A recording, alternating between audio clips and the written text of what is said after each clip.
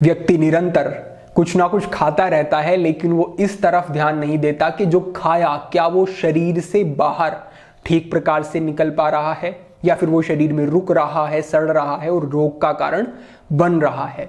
अभी कुछ ही समय पहले हम राजस्थान में एक स्थान पर थे, तो एक परिवार का ये नियम देख करके हमें बड़ा अच्छा लगा कि उनके परिवार के एक सदस्य को एक बड़ी व्याधि हुई, शरीर में उनको अल्सर की समस्या हुई, उनका पाचन खराब हुआ।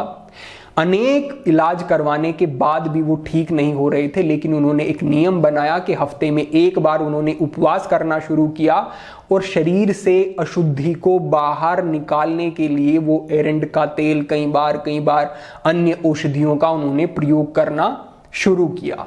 और देखते ही देखते उनके शरीर में विशेष बदलाव होने शुरू हुए, उनकी जो व्याधि थी वो समाप्त होनी शुरू हुई और वो अपने आप को अच्छा अनुभव करने लगे, वो स्वस्थ हो गए। तो पूरे परिवार ने ये नियम बना लिया कि हफ्ते में एक बार हमें उपवास करना है और हमें इस प्रकार की औषधि का प्रयोग करके अपने शरीर को साफ करना है। उन्हें सभी को बड़ा इससे लाभ हुआ और ये लाभ प्रत्येक व्यक्ति को हो सकता है, आप भी इसे अनुभव करेंगे। आज हम इसी विषय पर बात कर रहे हैं कि शरीर को साफ करने का, शरीर से गंदगी को बाहर निकालने के क्या क्या तरीके हो सकते हैं, कैसे योग कार्य करता है, कैसे औषधियां कार्य कर सकती हैं, कैसे खान पान का ध्यान रखना है। तो शुरुआत करते हैं सबसे पहले विषय से। शरीर से अशुद्धियों को बाहर निकालने के लिए जो सबसे पहला विषय है वो ये है कि शरीर की जो पाचन प्रणाली है वो ठीक से काम कर रही हो। अगर पाचन ही ठीक से नहीं होगा, आपने कुछ खाया, पेट में गया, वहां पे पाचक रस नहीं निकल रहे हैं तो वहीं पे सड़ना शुरू हो जाएगा। जो भी आप खाएंगे,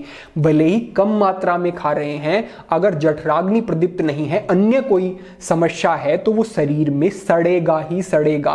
तो इसके लिए जो कार्य करता है, हमारा पहला विषय है वो योग अभ्यास कार्य करता है। योग का एक सीधा सा सिद्धांत है कि ये आपके इंटरनल ऑर्गन्स की एक मसाज कर देता है, जिससे कि वहां पर रक्त का संचार बढ़ जाता है, आपूर्ति होती है रक्त की, ऑक्सीजन की, न्यूट्रिशन की, तो वो अंग शरीर का अच्छे से कार्य करना शुरू कर देता है। अलग से भी पाचन के लिए उपयोगी योग अभ्यास के लिए कई वीडियोस बनाई गई हैं, वो हम डिस्क्रिप्शन में लिंक साझा करवा देंगे, वहां से अवश्य देख लें। इससे आगे बढ़ते हुए दूसरे स्थान पर प्राणायाम आपके लिए विशेष उपयोगी होगा, क्योंकि शरीर के जो डिटॉक्स करने की प्रक्रिया है वो यही नहीं है कि आप मलमूत्र के माध्यम से ही डिटॉक्स करते हैं शरीर को, नहीं। आप जो स्वेटिंग करते हैं वो भी एक डिटॉक्स की प्रणाली है, और जो आप सांस लेते हैं वो डिटॉक्स की सबसे बड़ी प्रणाली, जो कि निरंतर चलती रहती है, जो कि अगर कुछ समय तक भी रुके तो आपका जीवन समाप्त हो जाएगा। तो ये जो आप सांस लेते हैं, जब छोटी सांस लेना शुरू कर देते हैं, आपके लंग्स की जो क्षमता है वो भी कम होनी शुरू हो जाती है और अनेक विकार होते हैं। तो केवल अगर आप इतना भी करते हैं कि ब्रह्म मुहूर्त में उठ के या प्रातः काल जल्दी उठ के आप केवल गहरी लंबी सांस लेना शुरू करते हैं खुले में बैठ करके, तो ये भी डिटॉक्स की प्रणाली का एक अच्छा महत्वपूर्ण हिस्सा होगा और आपके लिए विशेष कार्य करेगा। तीसरे स्थान पर आपको आहार की मात्रा का ध्यान रखना होगा। यहां पर दो बातें हठ योग प्रदीपिका में महर्षि कहते हैं कि सबसे पहला तो यह है कि आपको आत्मा की संतुष्टि के लिए आहार करना है। इसका अर्थ यह है कि कभी बहुत अच्छा स्वाद आपको आ गया और आप खाए ही जा रहे हैं, रुक ही नहीं रहे हैं, ये गलत है। आपको स्वाद ज्यादा आए या कम आए, आपको पता होना चाहिए कि आपको कितना आहार लेना है। और इससे आगे उन्होंने कहा कि आपको 4 हिस्से अपने पेट के कर लेने हैं। अब ऐसा तो नहीं है कि अलग अलग 4 हिस्से कर लेंगे, बस आप इतना समझें, उन्होंने कहा कि चौथे हिस्से को खाली रखना है। तो यहां पर यह समझें कि जब आप भोजन कर रहे हैं, तो जब आपको लगे कि अब मुझे थोड़ा भूख मेरी संतुष्ट हो गई है, अब मुझे और आवश्यकता नहीं है भोजन की, बस वहीं पर आपको रुक जाना है। यानी कि भर पेट खाने से थोड़ा सा कम अगर आप खाएंगे तो आप समझें कि ये सूत्र ही आपके लिए बहुत बड़ा कार्य करेगा। क्योंकि अगर आप थोड़ा कम खा रहे हैं और आपने कुछ अपथ्य भी खा लिया, तो आयुर्वेद कहता है कि भले ही वो आहार आपके लिए अनुकूल नहीं है, लेकिन आपको वो अधिक हानि नहीं पहुंचा सकेगा, क्योंकि उसकी मात्रा ठीक है। तो इससे आगे बढ़ते हैं हम और समझते हैं अगले विषय को। अगला बिंदु अत्यंत महत्वपूर्ण, जो कि है आपको उपवास करना है।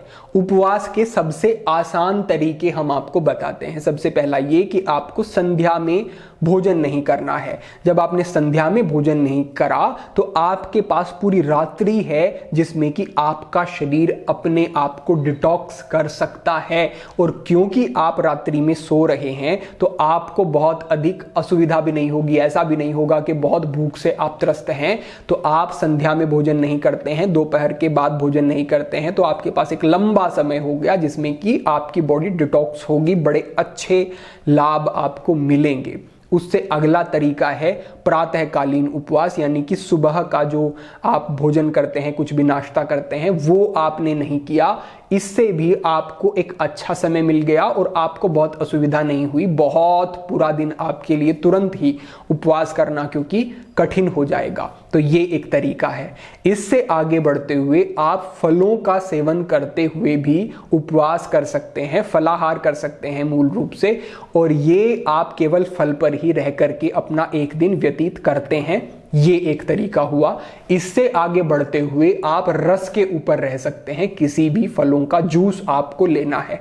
आपको ध्यान रखना है कि जूस लेना है, जैसे आप पपीता या फिर आप केला, ऐसा शेक नहीं बनाना है आपको। जो जूस है तरल है, जिसमें से फाइबर अलग हो गया और वो आपको मिलता है, ऐसा ही आपको तरल हल्का सुपाच्य रहता है, क्योंकि ऐसे तरल पे आपको उपवास करना है।